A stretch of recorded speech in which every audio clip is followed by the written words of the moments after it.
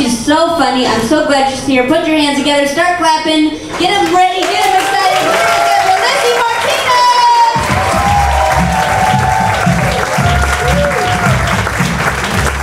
Thank you guys. Thank you so much. Do you guys think that I look comfortable up here right now? Cool. Thank you. I understand the anxiety that guys have about the size of their dicks, and like the impulse to compare, because I get very jealous whenever I see a woman with higher waisted pants than me. Right? I'm like, I will have the highest pants here. I'm looking at a lot of you tonight. I went to Chicago recently, and I stayed with my ex-boyfriend from college. He's polyamorous now, so I also hung out with his wife, his girlfriend, his girlfriend's husband, his wife's boyfriend, and his wife's boyfriend's palpable resentment. Like, he was the only one there not fucking two people. You're like, what a loser. It was interesting watching the dynamic of who was getting attention shift from like one person to another, but never to meet the out-of-town guest. It's like I've been a third wheel before, but never a sixth wheel, which I think would actually drive really well. There was a moment before the boyfriend and other husband got there where it was just this guy, his wife, his girlfriend, his ex, me, and I was like, oh, I get what's going on here. I'm in a play. And then I spent the rest of the night talking about my fictional son, who is of course dead now.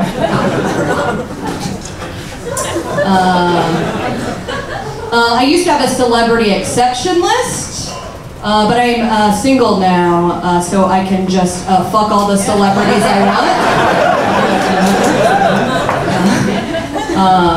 I've been dating a little bit.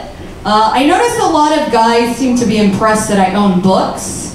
Like the fact that I read is like a little bit hot to them.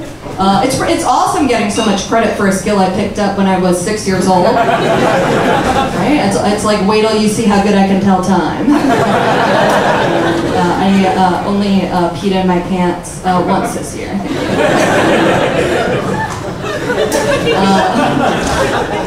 Sometimes after a hookup, I like to look at the condom in the trash can in the morning and say, I own this cum now.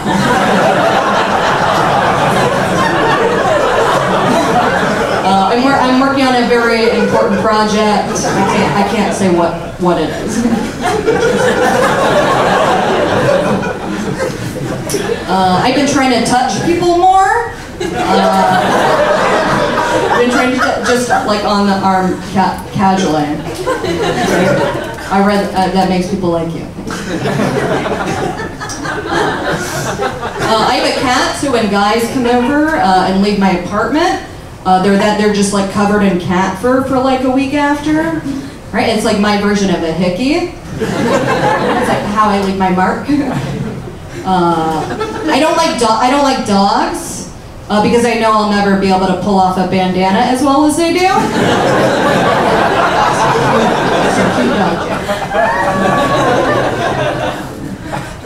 I'm actually getting someone new though. It's very exciting. It's like sometimes you have to kiss a lot of frogs before you get to fuck one. It's very exciting. It feels very good, but it makes me nervous too. Like a lot of people say that to be a good comedian, you have to be miserable. That like good comedy comes from a place of misery. Like it's like the sad clown trope. It's something that I'm thinking about a lot. Like my brand, it's also important to have a brand in comedy. And my brand, it's like a sad and a horny. But it's like I can be those things in a relationship too, right? And besides, that feels cynical to me. I think that being happy and in love can make you sharper and more creative. And to prove my point, I've written some killer jokes about my new boyfriend. Do you guys want to hear them? Okay. So my new boyfriend, he's so cute. That I like him.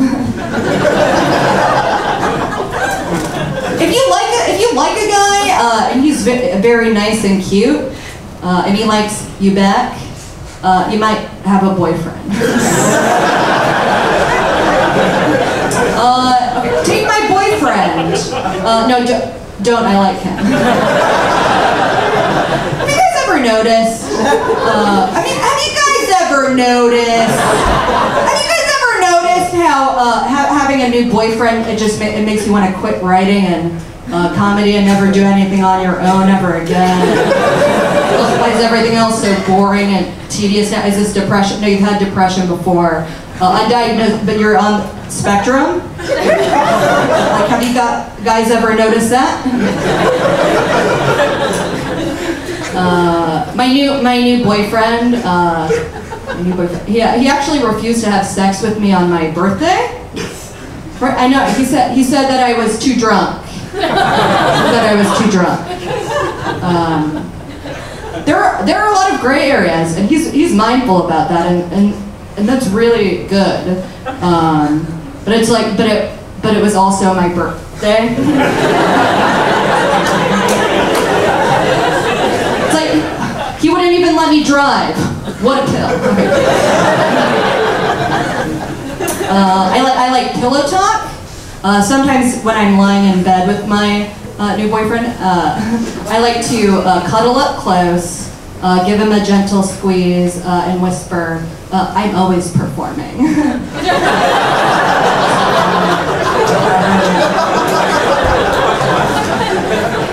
I've never spent a lot of time grooming down there, except in the early 2000s, right, when all of our pussies were as overplucked as our eyebrows. It's just another example of the hypocrisy of the Bush years. Very political. It's like we hated hair in the 2000s. Now we love hair, right? We love hair. We love bush. We love brows. We love beards. I like a beard on a guy, but I also find them very unfair. Right? Like, I feel like beards are makeup for guys, but just like way better. Right? It's like free and effortless, and somehow makes you seem less shallow. But I'm onto you, guys. I know you guys are hiding some sick shit under there. You specifically. So, not you. When I see a woman with really long hair, I like to play a game, homeschooled or horse girl. Oh my god, you guys have been so great. Do you guys think I did a good job of that?